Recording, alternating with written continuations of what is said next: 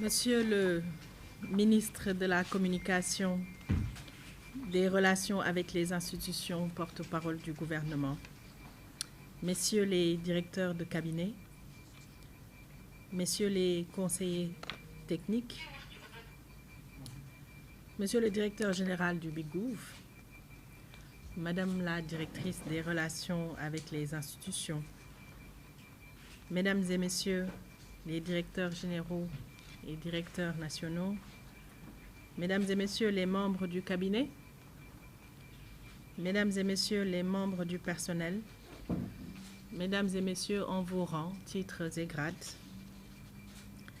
je voudrais avant toute chose exprimer ma profonde gratitude à son Excellence, Monsieur Bassirou Diomaye Diakhar Faye, président de la République, ainsi qu'à Monsieur Ousmane Sonko, ancien Premier ministre et actuel président de l'Assemblée nationale, pour la confiance qu'ils m'ont accordée en me nommant secrétaire d'État auprès du Premier ministre, chargé des relations avec les institutions et porte-parole du gouvernement.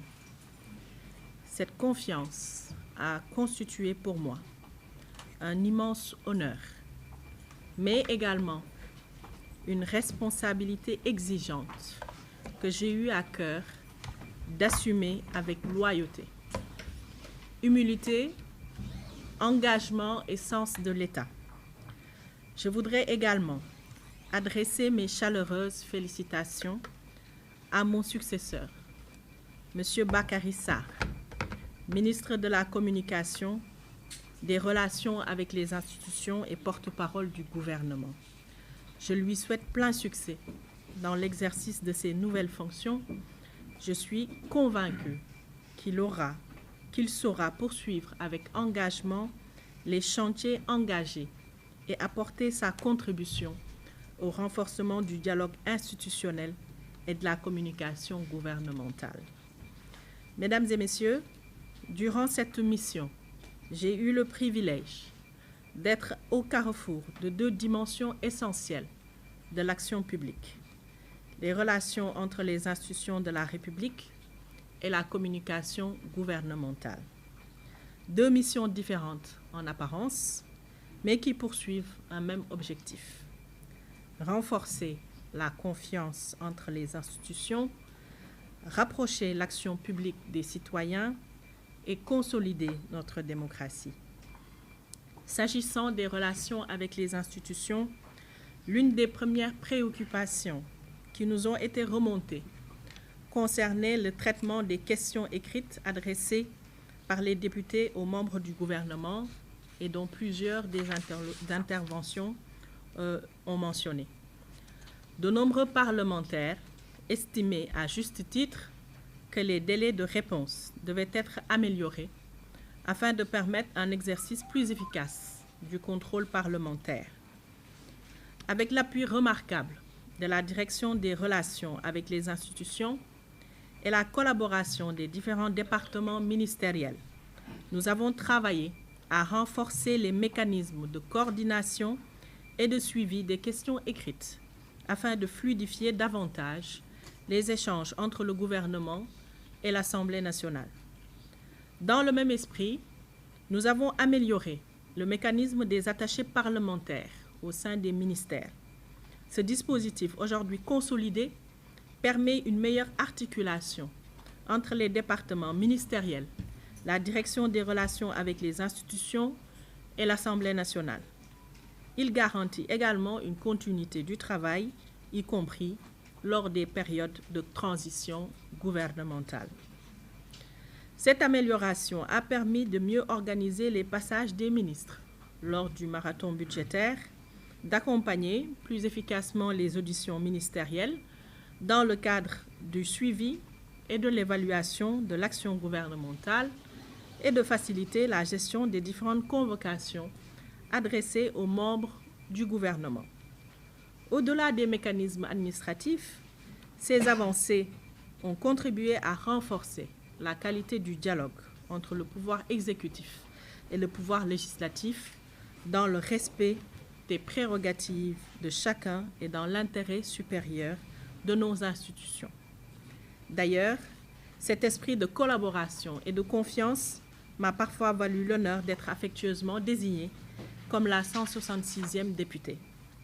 J'ai toujours accueilli cette marque de considération avec beaucoup d'humilité. J'y ai vu, avant tout, la reconnaissance d'une volonté constante de dialogue, d'écoute et de disponibilité au service du bon fonctionnement de nos institutions. Cette volonté de modernisation nous a également conduit à engager la refonte du portail numérique de la Direction des relations avec les institutions, comme l'a mentionné la directrice tout à l'heure. Un comité a été installé pour élaborer un cahier des charges et les travaux sont aujourd'hui en cours.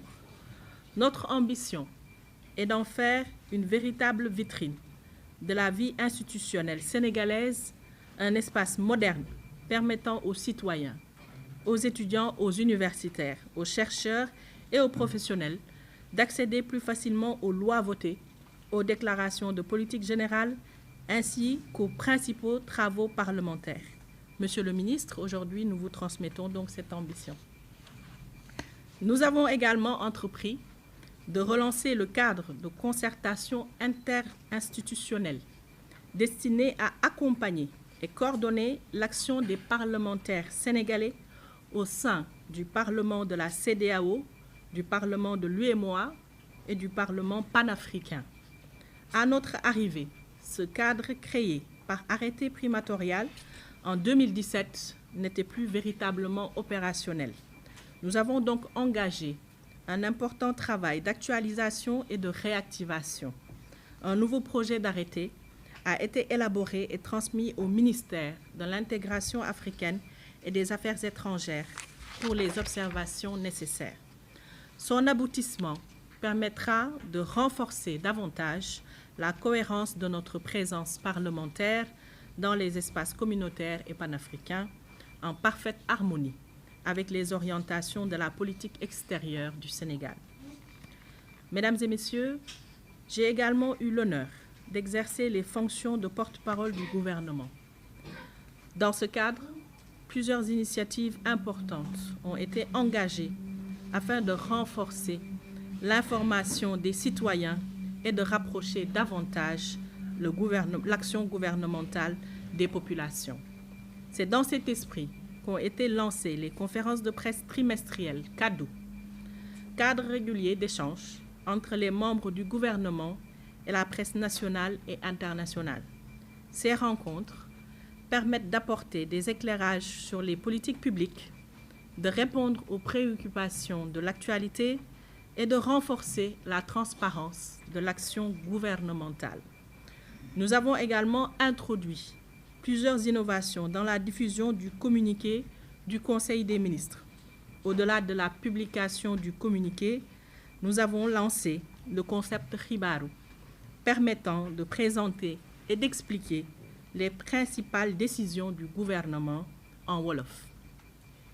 Cette initiative a progressivement été renforcée par la tradition écrite et audiovisuelle du communiqué en Wolof, en Pulaar, en Serer, en Soninké et en arabe, avec l'ambition d'étendre progressivement cette démarche à l'ensemble des langues nationales. Car les politiques publiques ne produisent pleinement leur effet que lorsqu'elles sont comprises par les citoyens auxquels elles sont destinées.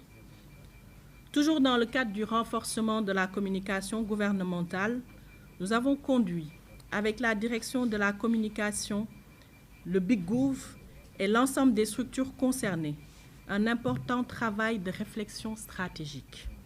Ce travail a abouti à l'élaboration d'une nouvelle stratégie de communication gouvernementale dont le rapport est aujourd'hui finalisé et prêt à être soumis aux plus hautes autorités. Cette stratégie vise à mieux structurer et harmoniser la communication publique, à renforcer l'information et l'écoute des citoyens, à mieux valoriser les réalisations de l'agenda national de transformation Sénégal 2050, à promouvoir une information fiable, structurée et accessible, mais aussi à consolider la culture du civisme et de la citoyenneté et à contribuer davantage au rayonnement de l'image du Sénégal. Dans le prolongement de cette réforme, nous avons également engagé un important chantier de réorganisation du Bureau d'information et de communication du gouvernement afin de mettre cet outil stratégique en parfaite cohérence avec les nouvelles orientations de la communication gouvernementale. Les projets de texte correspondants sont aujourd'hui à un stade très avancé. Mesdames et messieurs, aucun de ces résultats n'aurait été possible sans les femmes et les hommes qui m'ont accompagné durant cette mission. Derrière chaque dossier traité, chaque réunion préparée, chaque déplacement effectué, chaque communiqué rédigé et chaque résultat obtenu, il y a eu des hommes et des femmes qui y ont travaillé avec compétence, discrétion et dévouement, et parfois avec beaucoup de sacrifices, et même des fois en mettant la main à la poche. Beaucoup de sacrifices. Je voudrais leur rendre l'hommage qu'ils méritent. Je remercie donc très sincèrement les membres de mon cabinet, Monsieur le directeur de cabinet, Monsieur le chef de cabinet, les conseillers techniques, les chargés de mission, les assistantes, les chauffeurs, les gardes du corps, mon garde du corps Aris, ainsi que l'ensemble de mes collaborateurs qui ont contribué, certains dans l'ombre, à la réussite de cette mission. Et ici, je voudrais vraiment témoigner que dès que j'ai été nommé à cette fonction, je ne peux ne pas le nommer, des patriotes m'ont approché pour m'accompagner dans cette fonction sans rien demander. Et c'est comme ça que s'est constituée une équipe de choc qui, dès l'entame de cette mission, ont apporté des innovations qui aujourd'hui ont marqué la communication et les relations avec les institutions. Djibi Seye, qui parlait tout à l'heure, est à l'initiative de l'infographie que vous voyez dans le communiqué du Conseil des ministres. Et c'est quelque chose qu'il a fait dès le début, sans rien demander. De la même manière, le communiqué aussi bien écrit, c'est l'œuvre du directeur de cabinet, qui, avant même la fin du conseil, nous propose déjà un premier jet. À part nos premiers déboires des premières semaines, où ça a été très très difficile, je peux témoigner ici qu'en 8 mois, sur les 7 mois, on n'a jamais été en retard. À 18h, le communiqué est terminé et transmis à l'ensemble de la presse nationale et internationale. Ça, c'est l'œuvre d'une équipe qui s'est donnée, compétente et vraiment qui n'a ménagé aucun effort pour que les choses se fassent comme il faut. Vraiment, je vous remercie pour cela.